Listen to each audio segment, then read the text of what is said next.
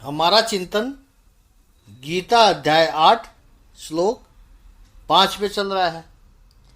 अंतिम समय के 5 रिग्रेट का कल हमने चिंतन किया।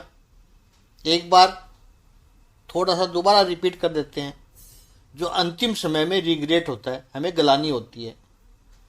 पहला रिग्रेट है जो अंतिम क्षणों में याद आता है मनुष्य को, काश मैं ऐसा जीवन जीता या ऐसा जीवन मेरा होता जो मैं चाहता था, ऐसा नहीं जो दूसरे लोग मुझसे चाहते थे।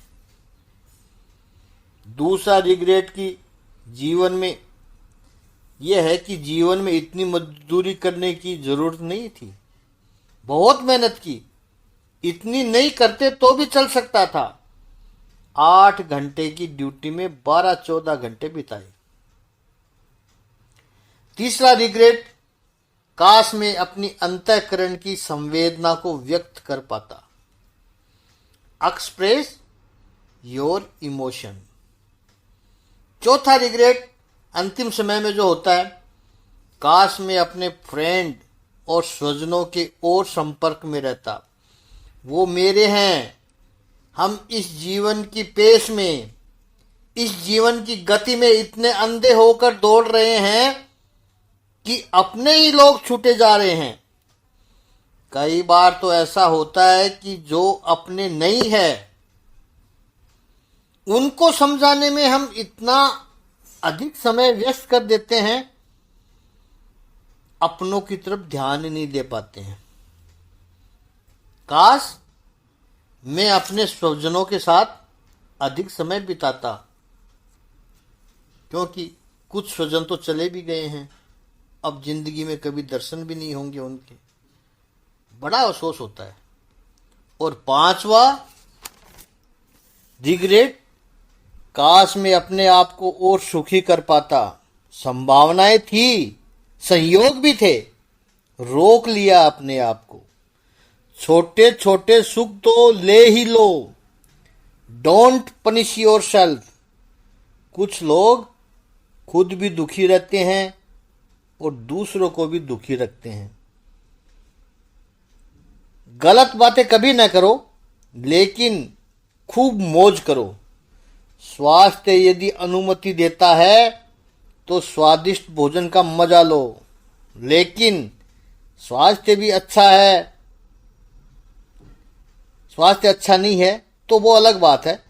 लेकिन स्वास्थ्य अच्छा है, बनाने वाला प्रेम से बनाता है, फिर क्यों ना करें हम।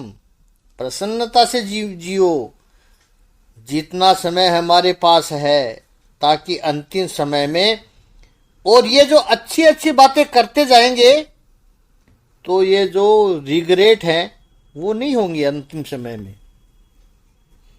उसके बदले क्या होगा? उसके बदले उसका आनंद मिलेगा। जब अच्छी बातें हुई तो स्वाभाविक है वही कहेगा, कन्हैया तेरी बड़ी कृपा है।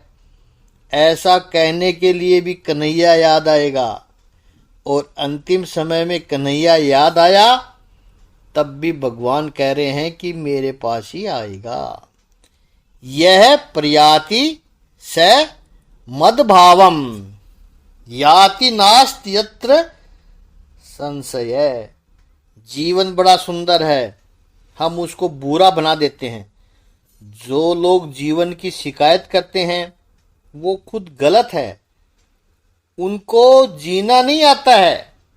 हाँ, कर्मों के हिसाब से धूप छांव आती रहेगी, वो ठीक है। दिन उगता है, सूरज उगता है, छिपता भी है, लेकिन फिर दूसरे दिन उगता है। तो अनुकूलता में, प्रतिकूलता में, सभी परिस्थितियों में जीवन का आनंद लेना न चूके, ताकि जब भी भगवान के सामने बैठे तो एक प्रसन्नता के चेहरे के साथ, धन्यवाद के भाव के साथ बैठें। भगवान श्री कृष्ण कहते हैं कि मुझे ही पाता है। अब 8वें अध्याय के 6ठे श्लोक का एक एक चरण लेते हैं। यम यम वापि स्मरण भावम त्यज त्यन्ते कलेवरम तम तपेवैति कौन्तेय सदा तद भाव भाविता। सदा सद्भाव भाविता है। हे कुंती पुत्र, शरीर त्यागते समय मनुष्य जिस जिस भाव का स्मरण करता है वह उस भाव को निश्चित रूप से प्राप्त होता है। यह इस श्लोक का शाब्दिक अर्थ है। मृत्यु हमारे हाथ में नहीं है। कब होगी, कहाँ होगी, किस अवस्था में होगी, शारीरिक अवस्था में यह हमारे हाथ में नहीं है। हम देखते हैं कि कुछ लोग रोग के कारण मृत्यु पाते हैं, कुछ लोग अकस्मात मृत्यु पाते हैं, कुछ लोग युद्ध के कारण मृत्यु पाते हैं, कुछ लोग वैर भावना के कारण मृत्यु पाते हैं, कुछ लोग नैसर्गिक आपदा के कारण मृत्यु पाते हैं, नेचुरल क्लेमिटीज। सुनामी आई, भूकंप आया, पैंडामिक आया, तो कैसी होगी यह व्यक्ति के हाथ में नहीं है मृत्यु। लेकिन मृत्यु के समय कौन सी मानसिकता होनी चाहिए वो अवश्य हमारे हाथ में होती है। और भगवान इसी शास्त्र की चर्चा कर रहे हैं। यम यम वापि स्मरण भावम त्यज तयन्ते कलेवरम।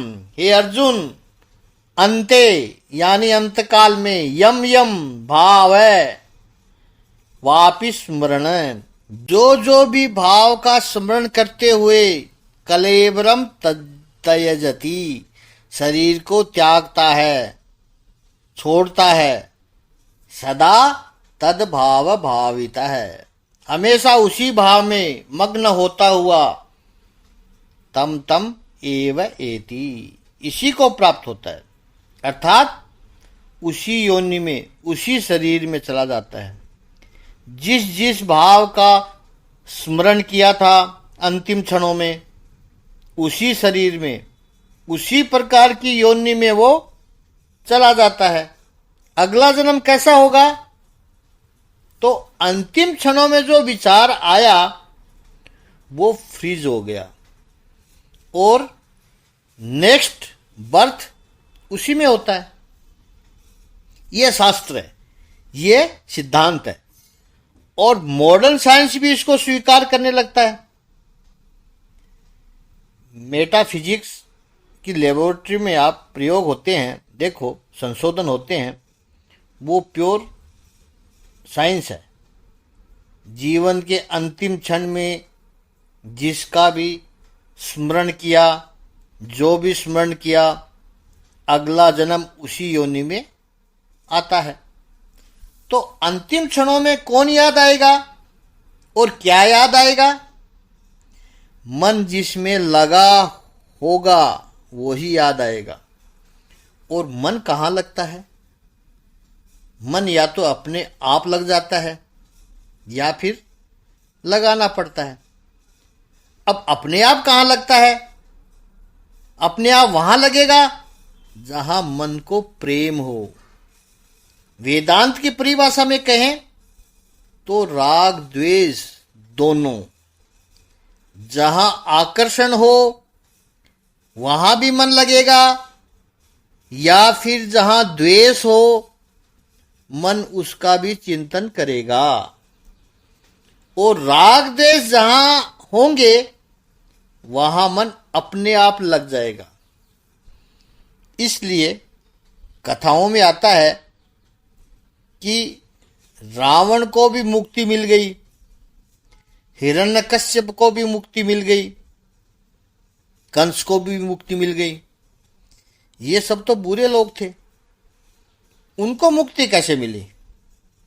तो उनका मन भगवान में लगा हुआ था। द्वेष के कारण कंस विचार तो भगवान श्री कृष्ण का ही कर रहा था कि देवकी के 8वें गर्भ से मेरी मृत्यु होगी, हर क्षण चिंतन करता था। भागवत में नारद जी युधिष्ठिर से कहते हैं कि गोपियां काम भाव से भगवान श्री कृष्ण के पास गई, आकर्षण से गई, लेकिन गई तो सही, उनको मुक्ति मिल गई। कंस भय के कारण भगवान श्री कृष्ण का चिंतन करता रहा।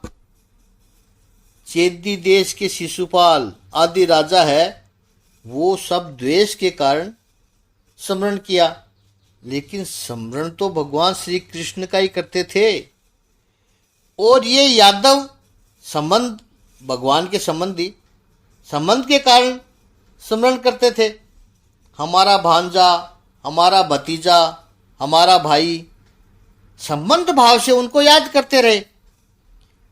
और हे युधिष्ठिर, नारद जी कहते हैं युधिष्ठिर को, आप सब पांडव स्नेह के कारण भगवान श्री कृष्ण से जुड़े हुए हो, और हम सब जो भक्त है, हमारे जैसे भक्त, नारद जी अपने बारे में कह रहे हैं, वो भक्ति के कारण भगवान का सुमिरन करते हैं।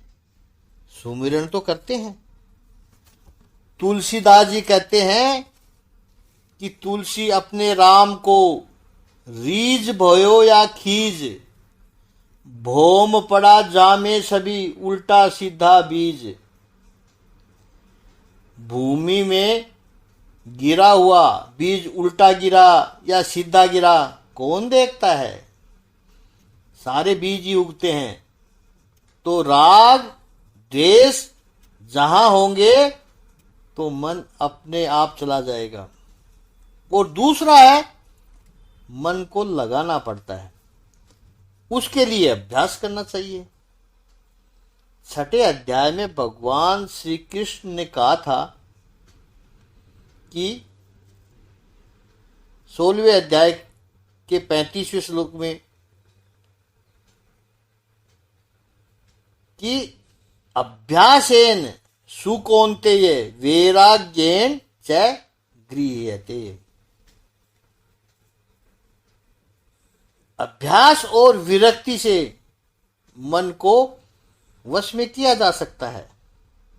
16वें अध्याय के 35वें श्लोक में प्रभु ने कहा था, प्रैक्टिस करनी पड़ती है। तो या तो ईश्वर से प्रेम करो, द्वेष करने के लिए तो हम कतई नहीं बोलेंगे कि रावण बनो, कंस बनो, तब मन उनमें अपने आप चला जाएगा। या फिर अभ्यास करो, प्रैक्टिस करो। इतना है जो भगवान यहां कहते हैं कि जो स्मरण, जो भाव लेकर के मनुष्य प्राण छोड़ता है, हमेशा उन्हीं विचारों से प्रभावित रहता है वो। इसलिए वो ही अंतिम क्षणों में याद आता है। हमेशा यदि वो ऐसे विचारों को विचारे मन में रहता है, विचार उसके अच्छे अच्छे मन में रहेंगे, तो अंतिम क्षणों में याद आएगा उसको। जीवन भर जो क्रिया होती है वो ही अंतिम समय में याद आती है। उसके अच्छे या बुरे संस्कार निर्माण होते रहते हैं हमारे मन में। संस्कार यानी इम्प्रेशंस, चित्त में वो संस्कार, इम्प्रेशंस होते रहते हैं। विनोबा भावे जी ने बहुत सुंदर कहा है कि जीवन का अर्थ ही है संस्कार संचय। Life is nothing but compilation of impression. और जिस प्रकार के संस्कार, जिस प्रकार की इम्प्रिंट्स हो गई, उसी प्रकार का जीवन बनता जाता है। फिर स्थिति ये आती है कि क्रिया याद नहीं रहती है, संस्कार याद रह जाते हैं। बचपन की सारी क्रियाएं हमें याद नहीं है, लेकिन बचपन के संस्कार है वो याद रह गए। सत्य बोलना चाहिए, ये संस्कार है। ऐसा या तो माँ ने कहा था, या पिताजी ने कहा था, या किसी बड़े ने कहा होगा। कब कब कहा था वो याद नहीं है, लेकिन सत्य बोलना चाहिए वो संस्कार याद है। भोजन सामने आया, भगवान का स्मरण करो, तो जब भी भोजन सामने आएगा आंखें बंद हो जाएगी, अपने आप प्रार्थना हो जाएगी। अब वो कब किसने कहा था वो याद नहीं है, लेकिन संस्कार मन में बैठ गए, चित्त में बैठ गए, इंप्रेशन बैठ गया। याद रखना है, घटनाएं याद नहीं रहती है, संस्कार याद रह जाते हैं। पुनर्जन्म के बारे में भी ऐसा ही है। पुनर्जन्म की घटनाएं भी याद नहीं है, लेकिन संस्कार हमारे साथ में चलते हैं। पुनर्जन्म था या नहीं वो भी पता नहीं रहता है। बचपन के बारे में तो ऐसा नहीं कह सकते, बचपन भी याद नहीं रहता है, लेकिन हमें पता है बचपन था। हमें याद नहीं है कि ठीक है, वो अलग बात है।